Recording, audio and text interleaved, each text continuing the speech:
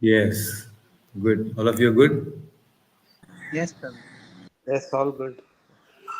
Nice. So, welcome all of you to the Bhagavad Gita study circle. We are in 158th session of the Bhagavad Gita study circle, and we are discussing now. We are going to discuss chapter number 16. We have completed 15 chapters, and today we are starting a brand new chapter number 16. The very special and very important chapter, because Krishna here is explaining further about the divine and the demoniac natures. So the in Sanskrit sometimes it is called as Daiva Asura Sampata Vibhaga Yoga. So it is very special. It is Daiva Asura Sampata Vibhaga Yoga, the divisions of good and bad, the divine and the demonic. So what makes a person divine and what makes a person demoniac? Everything is explained here. Why this has to be understood? Because Krishna is the ultimate goal, and we are all wanting to go and reach to his place. So we need to understand this very important. And all these important aspects that Krishna is explaining in this, that will make us a better person. Very important, right? So before we begin, let us chant the pranam mantras.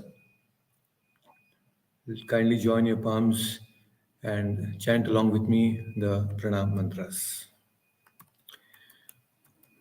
Let's dedicate this session to His Divine Grace, A.C. Bhaktivedanta Swami Prabhupada, the founder, Acharya of ISKCON, and my beloved spiritual master. Namo Vishnupadaya Krishna Preshtaya Bhutale Srimate Bhaktivedanta Swamin Niti Namine Namaste Saraswate Deve Gauravani Pracharine Nirvishesha Shunyavadi Pashyat Deshatarine Jaya Shri Krishna Chaitanya Prabhu Nityananda Shri Advaita Gadadhara Srivasadi Gaura Bhakta Vrinda Hare Krishna Krishna Krishna Hare Hare Hare Rama Rama Rama Hare Hare Om Ajnanatimirandasya Jnananjanashalakaya Chakshurunmilitam Mena Tasmai Shri Guruve Namaha. Hare Krishna. So once again, welcome back all of you. All those who have joined on YouTube, you can also comment and say Hare Krishna. Thank you for joining. So this is a very important chapter, and we need to understand all these different things that Krishna is going to explain, so that it will only enhance our spiritual life.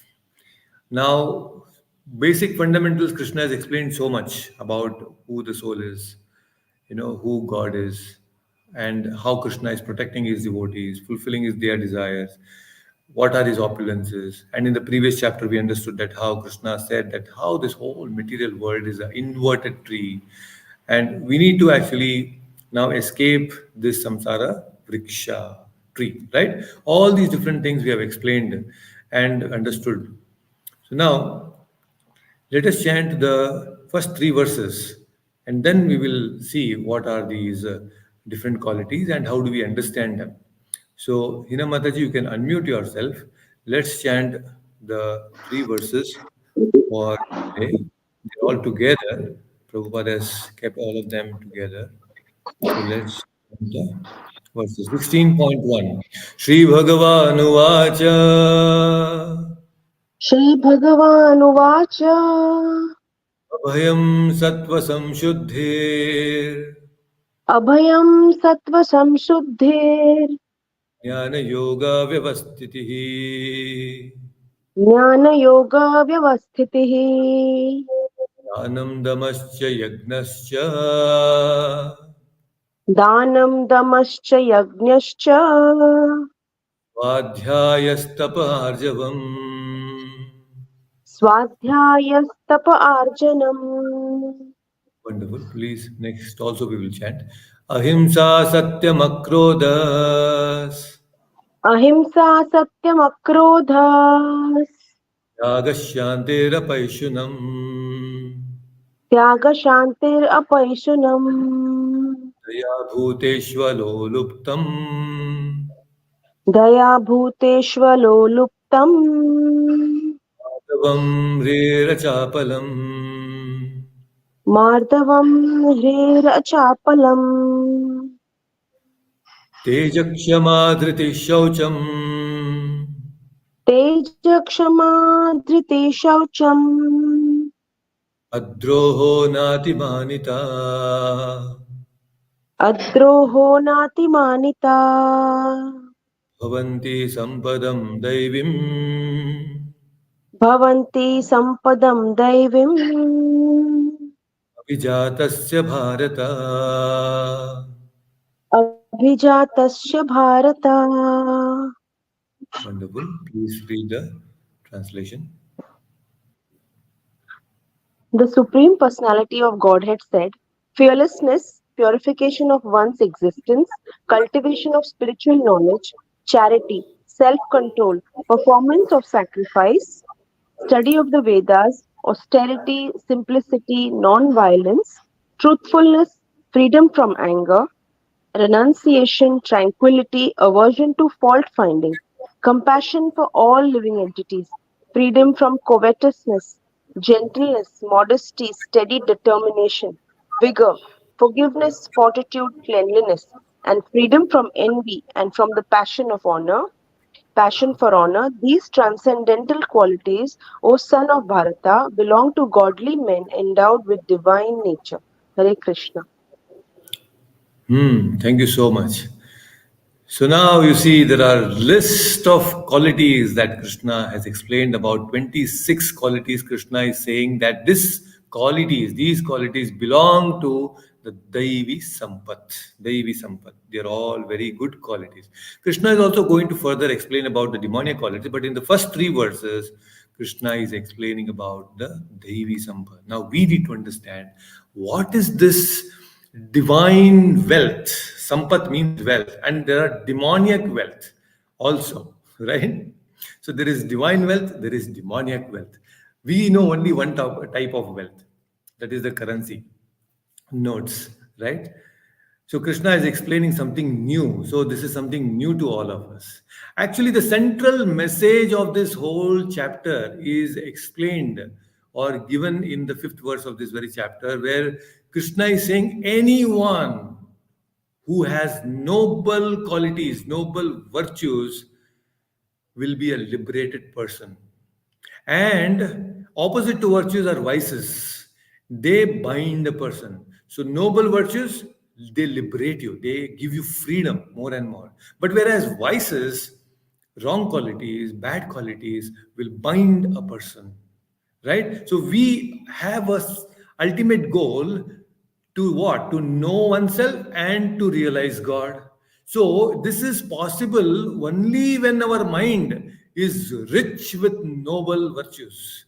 If our mind is polluted with all the vices, there is no question that we can actually attain God, or what to speak of God, we will not even able to understand our own self, our true consciousness, right? So that is why Krishna is explaining about these qualities so that we can understand ourselves better and also God in a better way. So now what are these 26 divine virtues and what are the demoniac vices? All will be explained in this particular chapter, and very important, because only when we know that something like this is existing and this is what Krishna expects, then we can actually drive our actions and everything in that direction, right? So we need, now what is actually Krishna talking about is the Daivi Sampath. These qualities, virtues belong to Daivi Sampath. Now Sampath means what? We have only one idea, or we are aware of only one type of sampath, and that is the worldly sampath. This worldly sampath, whatever we see in this world, whether it is dollar, whether it is gold coins or silver coins, or no matter what it is, we know only about the worldly wealth, but we are not aware of the spiritual wealth. Now Krishna is taking our understanding to the next level, talking about the spiritual wealth. Now spiritual wealth is very important for all of us, because, see, we're all putting efforts so hard to earn some wealth in this world, right? 99% of the people, they're all putting efforts only for worldly wealth, working day and night to get some money and accumulate more and more material assets. People are working so hard. So, what happens is when a person puts effort in doing something, then he values that so much, right? Wherever you put effort, you value that very much. So, value is directly proportional to the effort that you put in, one way you can say. Now, for a common man, a superficial man, he thinks that money is everything. Why he thinks that money is everything? Please understand the psychology behind this. It's very important. Because when he sees a rich man, what is a rich man doing? See, a rich man, he gets the best of the best things, the best of the luxuries for himself, right? He accumulates all the best things in the world for himself. And such a rich man is considered to be wealthy, he is considered to be very intelligent because he has earned so much. And because he has so much of money, people also respect him. In a society, he demands respect. He has so much of influence. And in a way, he's kind of secured materially, right? So when people see all these different things, that this person, rich man, he not only buys things, but he also has the power to buy people, right? You see, when people are so rich, people are all the different people, they are like ants surrounding a rich man, because they think that, okay, I can also get something, some benefit out of this person's association, right? So when a common man, when he sees all these different things that a rich man is able to get, all the material wealth, then what he thinks, there is a drive in him. I should also strive for this material wealth, because I can also gain respect, influence, and I'll have a very secured life. This is why people run behind money, right? But the question is, can material wealth really make us happy? This is a very, very big question. See, can we, with this material wealth, purchase peace of mind? We really are in need of a peaceful mind, but money cannot purchase peace of mind. It is not possible. In fact, it is completely opposite. The more the money that you have, the more stress is there, tension is there, isn't it? Now, money, you see, probably can buy relationships also these days. But can we buy love? You can have people, so many relationships you can develop through money, but we can't buy love. We can have we can purchase a nice bed, but we cannot buy sleep. It's not possible. We can buy nice food, but we cannot buy health. We can buy a lot of medicines, but we cannot buy life. The best of the doctors cannot really save us.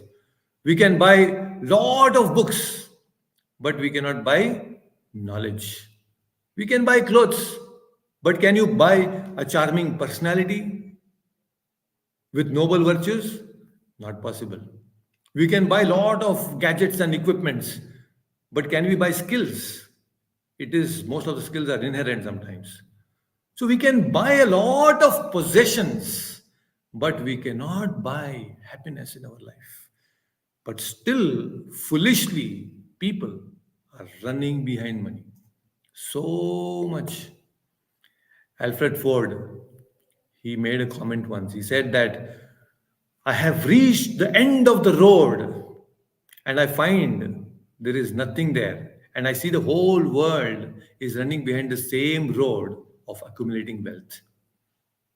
Because at the end, he has already reached that road, the end, the dead end, and he finds there is no happiness there. And people all over the world are running behind this. So that is why we need to question. Intelligent people should question. There are so many things that we may buy, but there are certain things, the most essential things in our life, like our parents, like our beauty, like our height, our intelligence, which are most integral part of our life, cannot be purchased by money. We cannot become happy. The things that actually keep us happy cannot be bought through money. That is something that we should be very, very clear of, right? Except the needs of the body, material wealth cannot buy anything for you. So that is why we need to earn money. There is nothing wrong in that. Possessions are not a problem. Attachment to the possessions is a problem. Please understand. So earning money is not a problem, but attachment to that money, that wealth, is a big problem. That's why you see a dying person. It is so difficult for the person because he sees that, oh my God, all that effort that I have put so much in my life to earn this wealth, I'm going to leave everything. Right? So, what to do? But people are very money minded in this society. We are seeing all the people who are so money minded. Everybody is running behind it. But why people are running? Because they don't know the defects of earning money, or they don't have the understanding of the defects of the material wealth. See, material wealth has a lot of defects. If we can understand these defects, then you will be clear, you will become alert. Oh my God, I am putting my efforts in a wrong direction. What are the defects of this material wealth? One thing is we feel very insecure, especially when a person is insecure, when he has stinking money, so much, he's stinkingly rich. People who are stinkingly rich, they are the ones who feel most insecure because they know all this is going to go away one day. There is so much of insecurity because you see, where are the robbers going and robbing? Not in a poor man's house. Poor man's house, nobody goes. Nobody robs. Robbery happens in a rich man's house. So that's why you need to have so many CCTV cameras and this dog and that dog and so many locks, varieties of locks, to keep his home secure. The rich people show off. When you show off all the wealth that you have, it attracts a lot of these insecurity automatically. It attracts the robbers. Now tell me one thing, spiritual wealth. It's only with you. A spiritual person, does he have to worry? He is very secure because nobody can actually rob our spiritual wealth. See how wonderful it is. A person who is spiritual, his spiritual wealth, Daivi Sampat, cannot be robbed by anyone. It's always there with you. So you feel very secure. Very nice. So there is no question of insecurity. A rich man, he becomes greedy. There is no end to it. You ask see Mahatma Gandhi, he says that the world has enough to give and fulfill the desires of everyone, the needs of everyone. But the world cannot provide, is not enough for one man's greed. So world has enough to provide the needs of all the people in the world, but does not have anything to fulfill the greed of even one person. That is how it is. People become greedy. The more you earn money, the more greedy people become. They want more and more. That is a problem. And greed can make us do wrong things. When there is greed, a person falls apart from the path of dharma. Very, very important to know. I've seen people. So a rich man, when they're running behind money, they also become arrogant. They become egoistic. And a person who is so egoistic, he has a stinking personality. He has a very repelling personality. Nobody likes a stinking, repelling personality. And people, when they get money, suddenly they become very arrogant also. Especially a person when, who has no money and suddenly gets money, they become very arrogant. People who have seen money, sometimes they say, no, khandani hum rahees hai.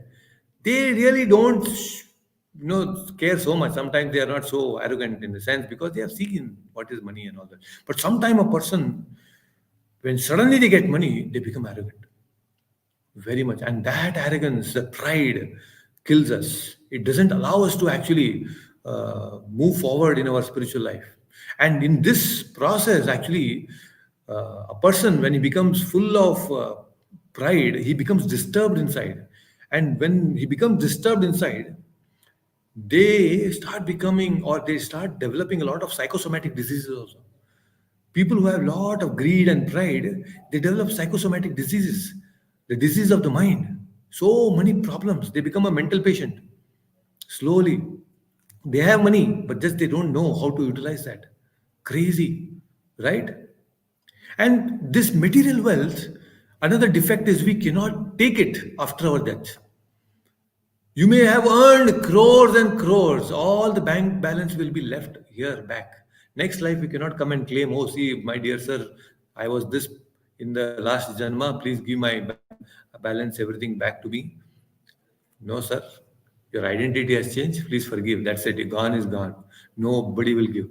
See, what a terrible situation. All your effort is gone. But whereas spiritual wealth, life after life, life after life, whatever you have accumulated, everything will follow you. It will just be deposited in your spiritual bank account. All the good qualities, all the good deeds that you have done will remain with you. This is very important. So, material wealth, we need to leave it here back. But the greatest fear of a rich man, or not just rich man, a greatest fear of rich but unintelligent person is that he has to depart without all his hard-earned money. Why unintelligent person? Because he's putting his efforts in the wrong direction. Where will you invest money? An intelligent person will invest his money or efforts in that way where he gains more and more, right? But what kind of foolishness is this? All our life we are investing in something that which we cannot carry forward, which will never come to us again. So an intelligent person is one who invests in the right direction. A spiritual person knows where to invest his energy. That's why spiritual wealth is important, right? Death will take away all our prized valuables, possessions, everything will go. Nothing will remain with us. Only spiritual wealth will come after death. And that is why there is no fear. A person who develops all this spiritual sampat, adhyatmic sampat, has no fear. He's very, very happy. Right? Now you tell me which is greater. It's very clear. Material wealth is not greater, spiritual wealth is greater. And the greatest, actually, not just greater, it is the greatest. So you just have to put a little intelligence, use our buddhi, God given buddhi, and direct our energies in the right direction. Very important. Correct? So now, Arjuna, you listen from me. What is this? Permanent wealth. The real virtues. All that will be explained or is explained in this first three verses. And very first wealth. What is Krishna saying here? The very first wealth. The Supreme Personality of Godhead said, fearlessness. Very important. What is that? Abhayam. Fearlessness is the first quality that we need to develop. See you. Daivi Sampat. Daivi means that wealth which belongs to God. Daivi, Deva. That which belongs to God. In full measure is called Daivi Sampat. God possesses all these qualities in full. We may possess them in a minute quantity, but Lord is full. He is complete. So one who practices them becomes God-like. Right? Because we are part and parcel. So when you practice these qualities, when you develop these qualities, what is happening with us? Because they belong to God, we will become God-like. So these 26 virtues that Krishna is going to speak is very important, and the very first one is fearlessness, abhayam. Now, the question is fearlessness a virtue? The question is very important. Fearlessness, is it a virtue? Good quality. What do you say there? Is it a good quality, fearlessness? Is it a virtue? Vinodji, Hina Mataji, Lakshmi Mataji, Achyutanji, anybody? What is this? Is fearlessness a virtue? What do you feel according to you? Oh, Yes. Is it a virtue? appears to be a virtue, Prabhuji. Appears to be virtue, right? Yeah. So we are appears to be virtue because why? We have seen in this world there are robbers and murderers who are fearless. Correct? They are also fearless. There are some children who are fearless. They are not fearful about their parents or the teachers. Fearlessness is there in them also. So, in such cases, it becomes not a virtue, but it becomes a vice. Correct? So, Yes. Yes. now what is Krishna telling here then? What type of what type of fear is Krishna mentioning here? Krishna is saying Abhayam. So, what is the cause of this Abhayam? Or what is the cause of fear? We should know. Very important. Please understand. See, fear means there is a possibility of a threat or a calamity. Plus, I don't have a solution for that calamity. So, what is fear? When do we experience fear? There are two factors. What are the two factors? Whenever there is a possibility of danger or threat, calamity, and I do not have a solution for that, that actually creates fear in us. These are the two things. There is a danger and there is no solution. Right? These things create fear in us. Now, if these two factors are addressed, then we can actually become fearless. One is there is no danger. Another thing is if there is danger, then I have the solution for it. Then you will become free from fear. Now, there are types of fearlessness, Abhayam. Very important. The first type of fearlessness is tamasic fearlessness. Tamasic fearlessness means a person is fearless, but it is called tamasic fearlessness because he has no idea about the consequences of the actions. For example, criminals. They are fearless. They go rob, they murder, but they are so tamasic, they don't see the consequences of those actions. That's why it is called tamasic fearlessness. They are also fearless, but it is tamasic fearlessness.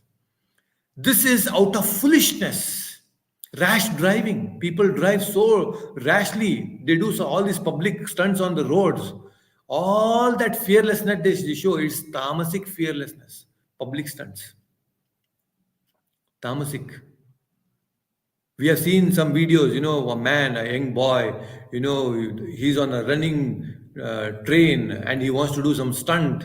And there is a person, his friend, taking a video from behind. And this person, he wants to do a stunt getting down while the train is running.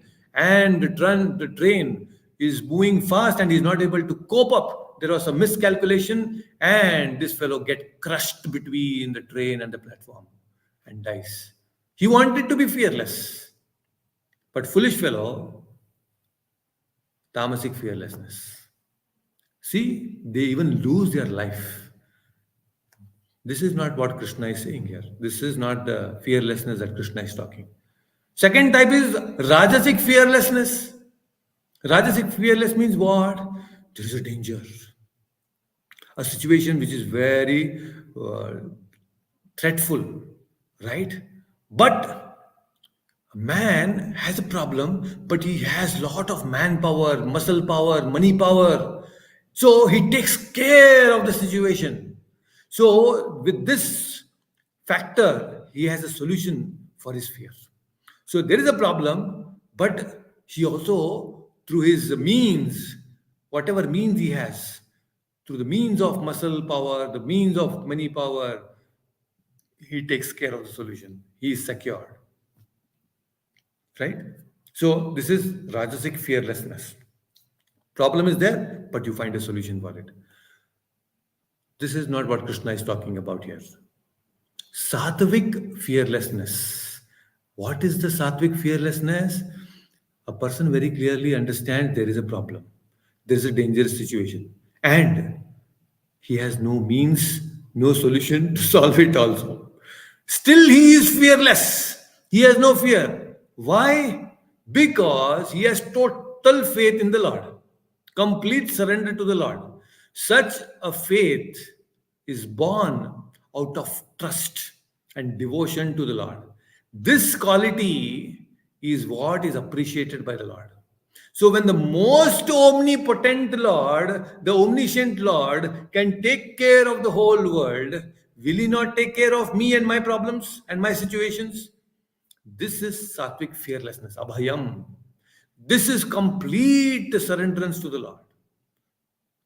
This is what is sattvic fearlessness, and this is what is mentioned here, not tamasic and rajasic. And the best example is Srila Prabhupada. What is Srila Prabhupada's name? Abhay Charnar Vind Bhakti Vedanta Swami Prabhupada. AC Bhakti Vedanta. A stands for Abhayam. Prabhupada was fearless. Why he was fearless? Not just in name. Prabhupada was fearless in action also. At the age of 69, he leaves this India with just 40 rupees, few pairs of clothes, a trunkload of books, and a typewriter. He's going to where? He's going to that world. A world where full of materialism is at a peak. Prabhupada has nothing, nobody he knows there. Goes to America, suffers 2 heart attacks. But he was fearless. Why that fearlessness was there? Because he was dependent on Krishna. He was dependent on the words of his spiritual master. No matter what happens, I will go. Because he had trust in the words of his spiritual master. Trust in the words of Krishna. Name bhaktya pranashyati. Krishna says, my devotee will never be vanquished. So such a devotion, such utmost faith and trust in Krishna. Prabhupada left this India, goes to America, where there are people who are so crazy. He has nobody to support Prabhupada there, sitting in a park, chanting the holy names. And then from there, he starts this worldwide movement. Just see, Prabhupada was fearless. He has no fear. To go to an unknown country with no means, you can imagine how helpless you might actually feel. We plan, prepare. If we have to go to one place, another place, you see so much of planning that undergoes. But Prabhupada, fully dependent on Krishna, goes to an unknown world and then starts a worldwide movement. Who can do this? Only who has complete trust and faith. Prabhupada was blessed. When we have faith and trust in Krishna, it is all possible. A man once asked Prabhupada in New York City, "Oh, you have come from India. What have you come from here?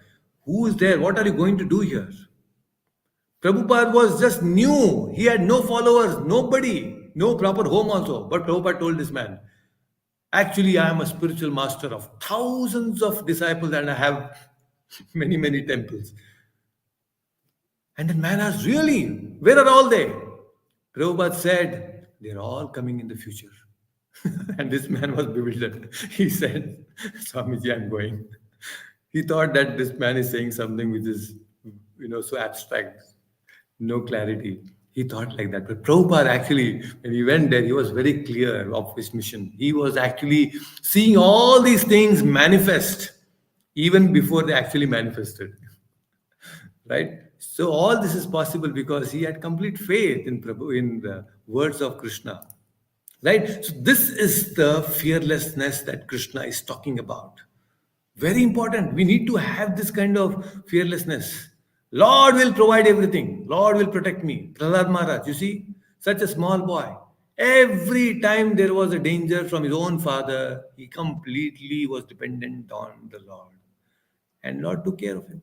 Dhruva Maharaj, all the great devotees you take in the Bhagavatam or in our Vedic history, they were all protected by the Lord. The Pandavas, every time you see Draupadi, most terrible situation, no solution. All solutions are all become dumb in front of her. Had no solution. The biggest of the biggest dharmic people like the Bhishma, Drona, everybody was quiet. Nobody could help her, but then she surrendered completely to the Lord. That is fearlessness. That dependency should be there. And Lord will put us in difficult situations. We will all come to some situations in life which are so difficult to handle. We will be taken to the brim. Sometimes you get suicidal tendencies also. People get, oh, yes, I want to commit suicide now. Enough is enough. I can't bear this problem. But we need to have trust in the Lord. We will be protected. There is a story of Muhammad. Muhammad, and there was one of his disciple, associate called Abu Bakr. So they were all chased by an army, and they were running, and they hid in a cave. And this Abu Bakr said, we should not be here, we should just escape from here and run away. They are anyway going to pass through this, they are going to check all the places, and we will be caught and we will be killed. And we are just two of us. We cannot protect ourselves. And Muhammad said, we are not two, we are three. Now, Abu Bakr said, what three? Who is the third person? Muhammad said, there is Allah with us. So we too, along with Allah, don't worry, everything will be taken care. Abu Bakr was thinking, all this Allah will not work. Nobody will protect us. He was in that kind of anxiety and situation. And when they were in this cave, they saw that just at the mouth entrance of that cave, suddenly a big spider comes and starts weaving a web. And this army is also approaching. And then the commander, comes to this place and says, go find and search in that cave. And one person gets down and is entering the cave. At that point, the commander says, wait, no need. You see, that web is completely intact. Intact means there is no one inside there. Come, let's not waste our time. Go to the next place. And they go away. And these two people were saved. The point here is, when you have faith in the Lord will mysteriously protect us. It's very important. Very, very important. So we should know how to be dependent on Krishna all the time. Rake Krishna mare Krishna rake ke. When Krishna wants to protect you, nobody can kill us. And when Krishna wants to kill us, nobody can protect us. Right? So we should know this very important, fundamental thing. Very important. And this is how our devotees, they express this virtue of fearlessness because they have trust in God.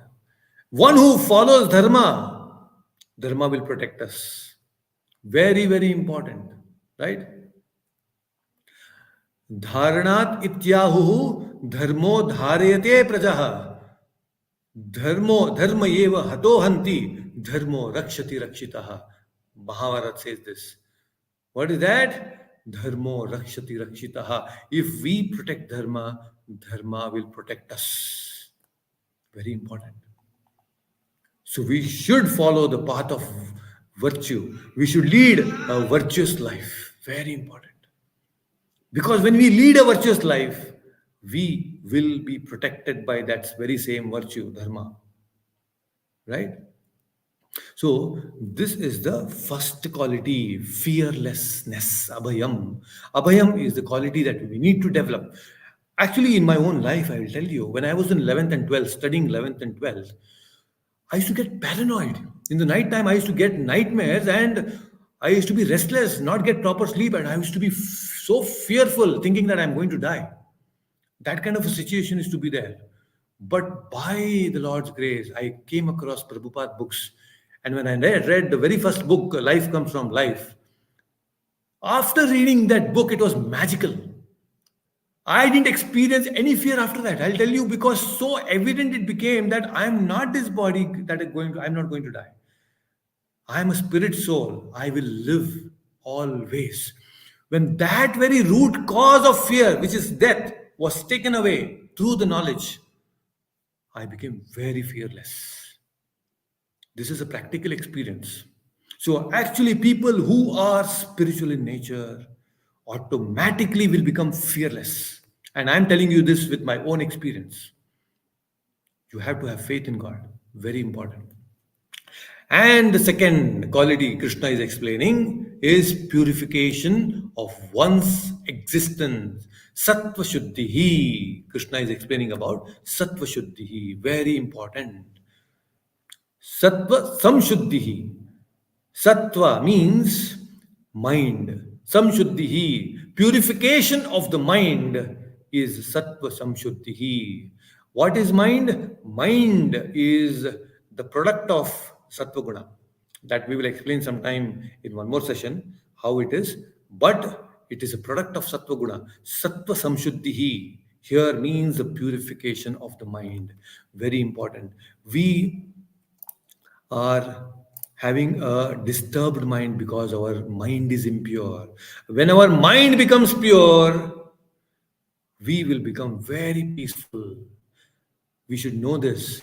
It is coming from mind is a product of sattva, and when mind becomes sattvic in nature, we will become very pure. What is mind? Flow of thoughts. Continuously there is flow of thoughts. From morning, the time we wake up till the time we sleep, what is the mind doing? Continuously there are flow of thoughts. So when will our mind be pure? When we have pure thoughts flowing through our mind. Very important. When you have pure thoughts flowing, automatically sattva samshuddhi happens. Right? So, automatically, when our mind is pure, we can develop these noble virtues. We will have a tamed mind. We will have a very contented mind. We will have a very quiet mind. We will have a mind which is full of noble thoughts. Purity is the force, Prabhupada says.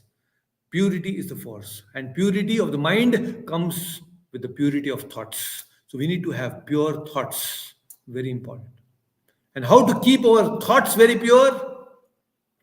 Every situation in our life demands a certain response. Instead of crazily reacting to a certain situation, when we respond to a situation in an appropriate way with knowledge, when we handle a situation properly, automatically our thoughts will be pure and our mind will be pure. And what is the proof of a pure mind? The proof of the pure mind is before handling the situation, a tough situation, you are peaceful. After handling the situation, you are still peaceful. That is the proof that you have handled the situation very nicely. If you are disturbed after handling a certain situation, that means our flow of thoughts has a problem. We still don't have pure thoughts. Very clear. We don't have to blame anyone. The world around is not good or bad. The world around us appears to be good and bad depending on the flow of thoughts that we have. Very important. So, if we have thoughts which are bad, then our mind will be disturbed and the world around also will be disturbed. So, please ensure that you develop good thoughts, pure thoughts, and lead a peaceful life. Very simple.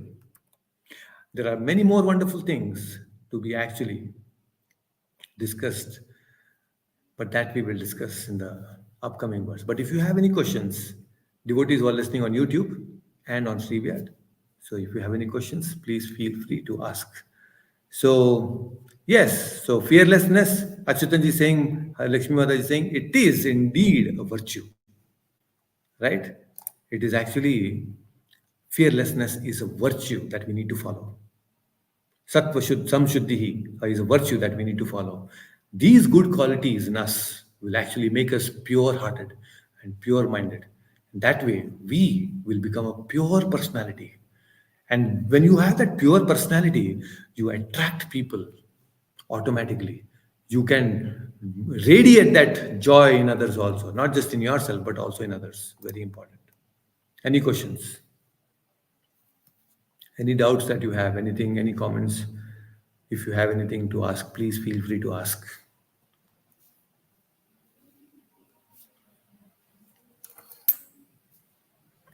So, here are some very important qualities that Krishna has explained, and we are going to analyze them one by one. So, for at least this 1 week, the next 1 week, if you can think about these two qualities, fearlessness and pure thoughts, see in your own actions, if for the next 1 week, if you can practice fearlessness by depending on Krishna and purifying your mind through pure thoughts. Whenever there is a situation, try to handle them with pure thinking and pure thoughts as much as possible. You see how you will feel so blessed. At least for the next 1 week, if you can practice just these two qualities out of 26 qualities, fearlessness, sattva samshuddhi, pure thoughts and pure mind, you will see a lot of difference. Lot of difference. There is so much of joy that will come into you automatically. You will feel so happy. Correct? So, time to practice and see the benefits for yourself. So, we will discuss further and dive a little more deeper into the next qualities in the next session. Until then, please take care. We'll meet again. Hare Krishna. Hare Krishna, Prabhuji. Hare Krishna.